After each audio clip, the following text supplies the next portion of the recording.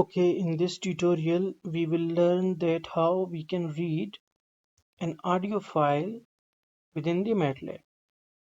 For it, first of all, we must write a variable, any variable, and here we have written y. So you can write any variable, and then matlab is offering a built-in command of audio read. What this command will do, this command will read a file whose path or name is given inside these commas. So here we have a file that is handle.wav. Why we have put this name that is handle.wav? Because MATLAB is having some built-in files in its library folder like chirp sound, and that is handle.wav, and here MATLAB just can read this .wav format. So this is the type of the audio file. So audio read will read this handle.wav and will store all the data of that file or samples into this variable y. Then what will happen?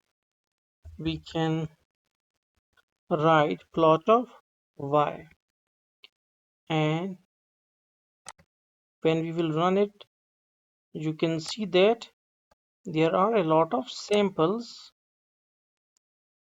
within a single file. So here also, if you want to play this,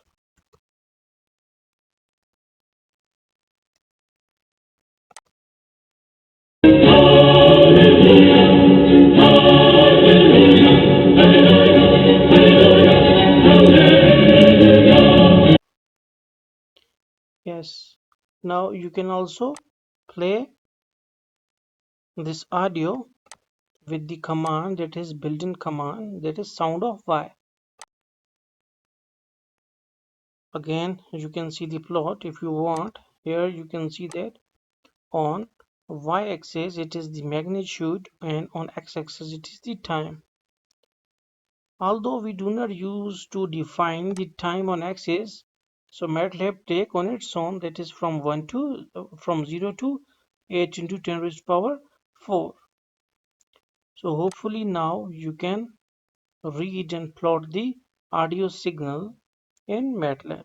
So thanks for watching.